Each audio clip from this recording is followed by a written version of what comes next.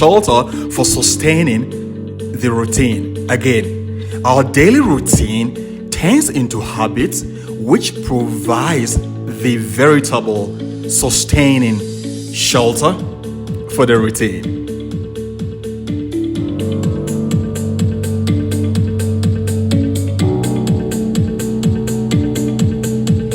A vicious cycle is a bad one.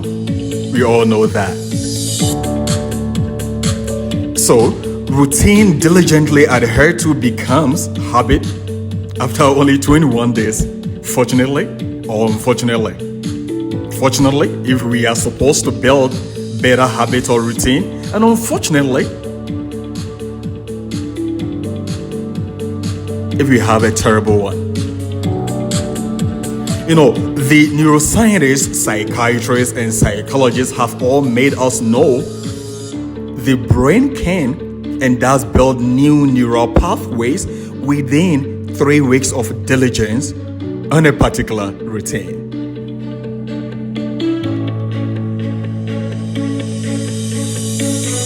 As we have all seen, there are powerful numerology behind creation, which we shall talk about on this channel later. As previously articulated, we shall condensate the greatest narratives and experiences from the neuroscientists, psychologists, and psychiatrists for the singular purpose of expanding your consciousness, folks. My consciousness.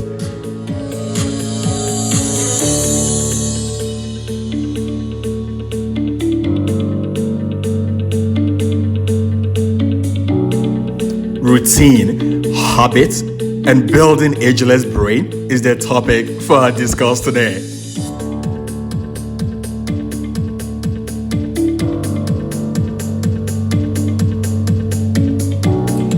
Routine diligently adhered to builds habit with this knowledge and knowing the brain's ability to build new neurons and neural pathways anytime in our lives.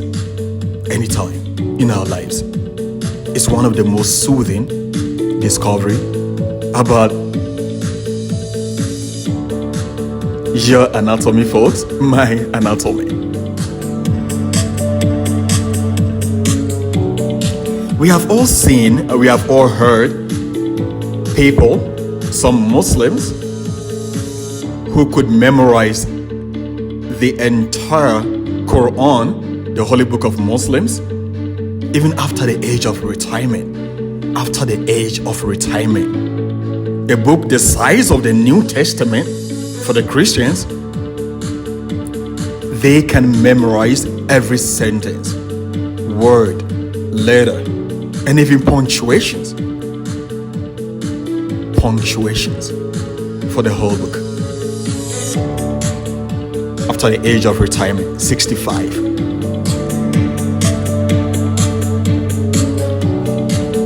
The human brain, folks, the human brain is the most powerful yet enigmatic organ ever known to us all.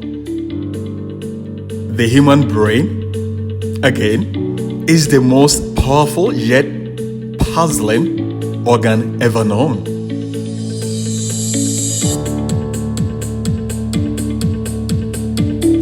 Our society is structured so routinely. Most of us, by age 35, we basically flatten in our ability to keep pushing the envelope or frontier of our professional lives.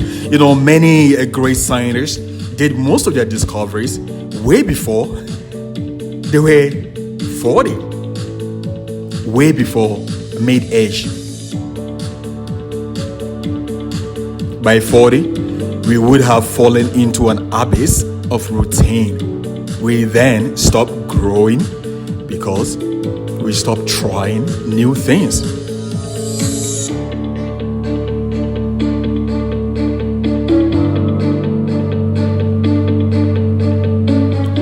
Habits, folks, rule us all. Again, your habit, my habit, do rule us all. How good is our ruler then? Is the question we should all be asking. How good is the ruler?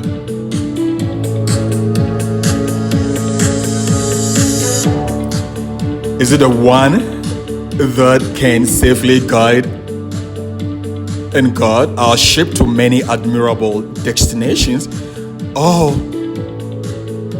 ones that go nowhere and with complete fuel exhaustion, which must happen, comes to a halt?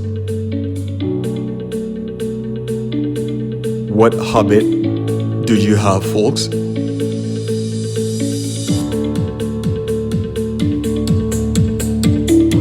Our habit is the king, the sovereign of our lives. However, this is only true superficially. Only on the surface does it look thus. You, me, folks, we are the governor, the overseer, the manager, the architect, and the engineer.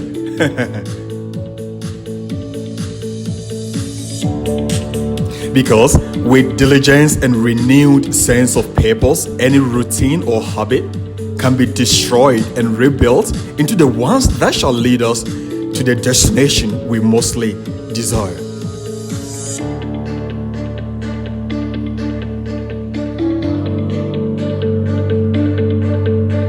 Our habits define how low or high we rise in our expansion of our consciousness.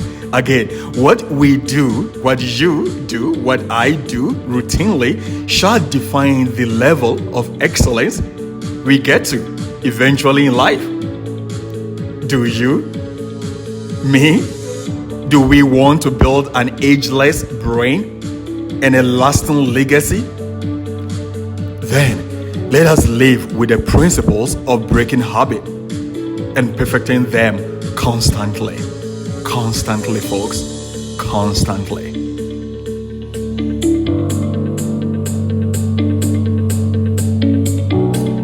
One thing we've all seen is that for most of us, the first 5 things we do when we get to the office are mostly routine or habit for almost as long as we've worked at a company.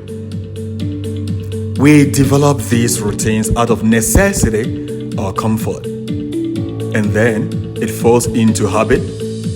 And then we do them without conscious thoughts. As previously stated, habit once built provides the veritable sustaining shelter.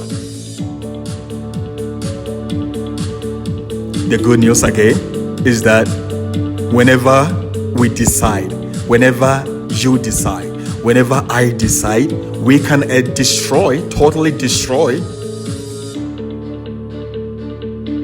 that edifice, no matter how formidable, because we ourselves built them. So we can reverse engineer back to the ground. We can level it. Sure, we can.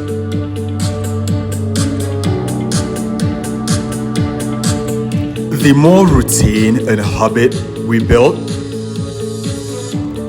the older our brains get. Again, the more routine and habit we build, the older our brains do get. See, we have all witnessed consciousness telling us, not with words, of course, but hardcore evidence of tolerance whenever anything falls into habit or routine. As if life is showing us, we want you to constantly change for an ageless brain and advancement of your consciousness. Routine and habits are the stagnation. And we shall show you that you do not feel enough when it happens. Practical example, we have all seen how our bodies begin to provide tolerance, even at the molecular level. At the molecular level. With drugs, medicine from pharmaceuticals, all the way to building or developing calluses when some part of our bodies are in constant use. Our palms, feet, any part of the body used consistently begins to develop tolerance in the form of calluses, i.e., it begins to feel less. The effect begins to dwindle or peter out. When that happens, we all know we feel less for sure. As previously stated, in a poor evolving universe, we cannot not expand. Falling into stagnation is death. Is death. Roland May, the distinguished existential psychologist and humanist, said in his book, Man's Search for Himself, he said, and I quote, "The human being cannot live in a condition of emptiness for very long. If he or she is not growing towards something, he or she does not merely stagnate. The pent-up potentialities turn into morbidity and despair, and eventually destructive activities. Again, the human being cannot live in a condition of emptiness for very long. If he or she is not growing towards something, he or she does not merely stagnate. The pent-up potentialities turn into morbidity and despair, and eventually destructive activities." Extremely profound.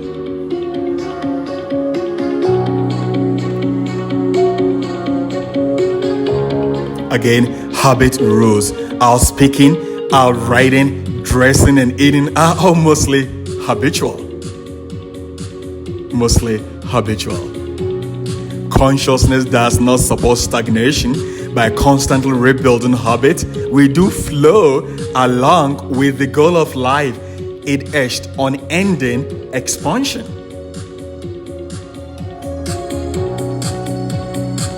We do ourselves, especially our brain, the most good if and when we constantly build new neural pathways, i.e., constantly destroying habits and building new ones.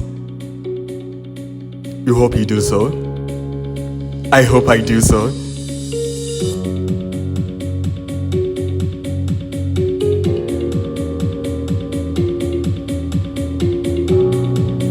As fast and effective towards great habit as possible.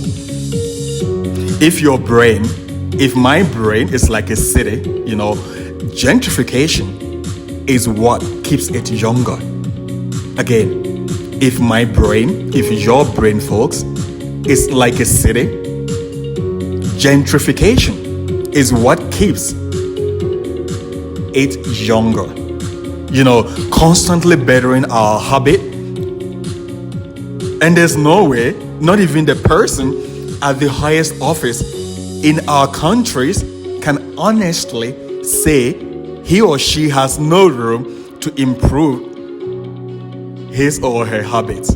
We all do have room to improve our habit, folks. And we should constantly do so if we want a healthier and younger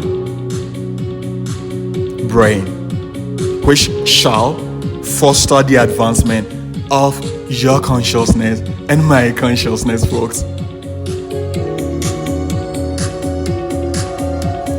There's essentially no limit to any human consciousness in the levels we can rise. So you, me, let us make better our habit from worst to worse to bad, and then keep bettering the good till we pass away from this plane, this beautiful spaceship we call home.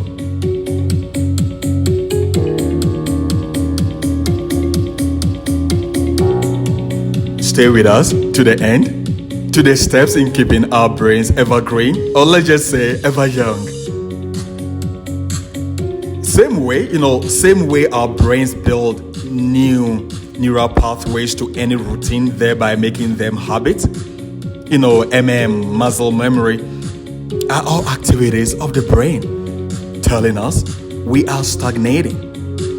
We are stagnating. The more we constantly change our habit, the younger our brain stays. Building new neural pathways is no longer a struggle for the brain. It is easier when we are in that state. Do you remember when you returned to college after summer break? How hard it was the first week, especially the first week, to even sit and regurgitate what has been taught. Extremely hard. We've all been there, and I know you have. Similarly, call any student of languages, and no matter his age or her age, they can learn new unknown languages better, faster, and more efficient than most of us. Why is that? Why is that?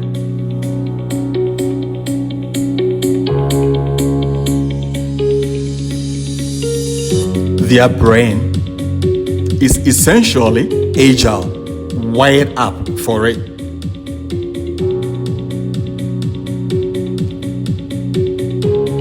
They can build new neural pathways to languages faster than us, being stuck in routines for the last 30 plus years. We normally say the brain of a child is like a sponge, and rightly so. And it builds new neural pathways faster than adults. And this is very true. No one can refute that. However, one of the reasons to this is kids are constantly learning new things. As we push our habitual way of living on them, they mostly do not build their own habit at all. They keep doing things differently almost all the time. One day, your son was able to tie his shoe. The next day, he struggles. He cannot. He doesn't want to do it, or he wants to do it differently. They almost always live in non-habitual existence. Their brain, consequently, as young as you can ever have it.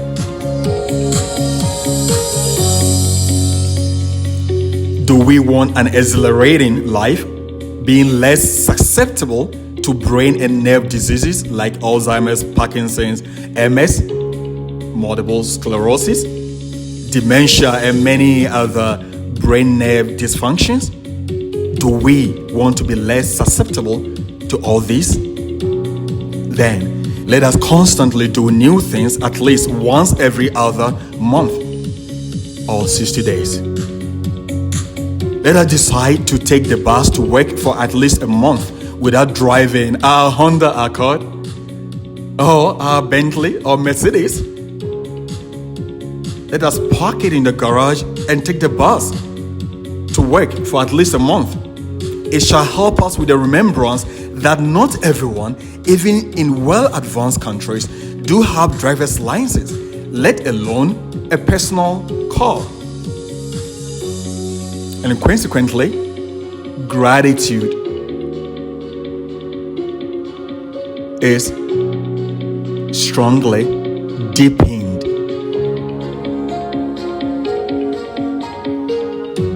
No being shall know extensive period of sorrow if they are genuinely grateful.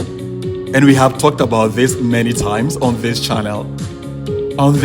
Folks. See, not all habits must be changed constantly or needs constant change, especially our religious or spiritual ritual.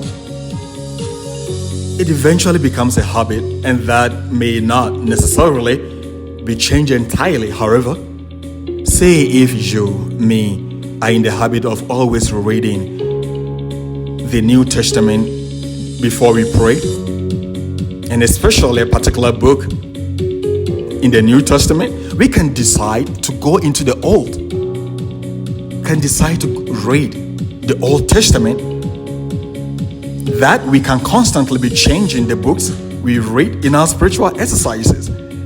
Same for Muslims, Hindus, Buddhists, Jews, and all other major religions, or even those with no religion. We can constantly change the part that doesn't affect the essence of the practice itself in any way. And we can promise you it would even enrich the ritual and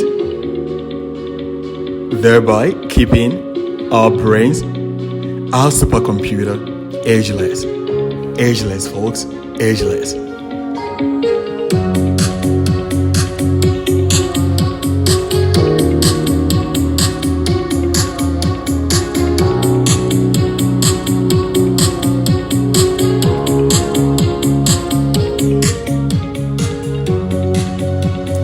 To not fall into dotage and senility is to constantly change our habit, constantly better than. Decide to read a novel every evening before sleeping instead of financial news. That would be great. Instead of not being able to read the financial news in the morning, you decide to replace that with a novel and probably push the financial news, if it is very important to you or to me, at a different time. Let us constantly better our habits.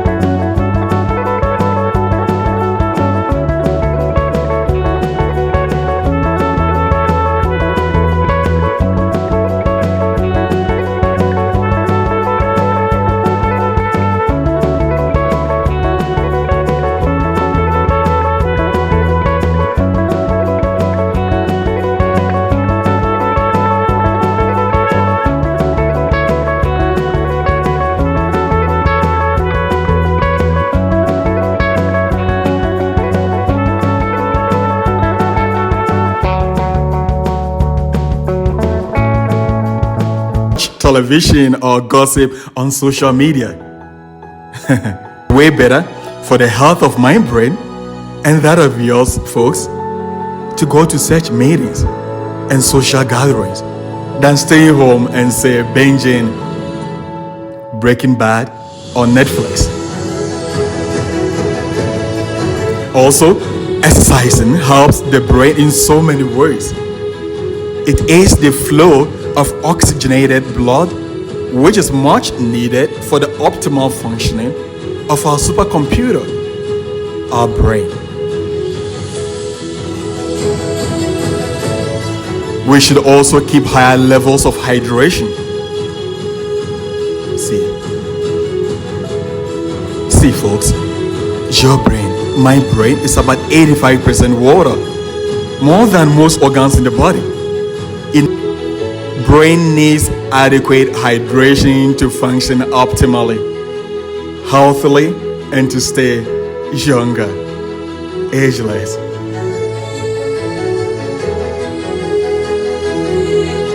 Once again, this was a Living Life Short Discourses with the Greatest Call channel.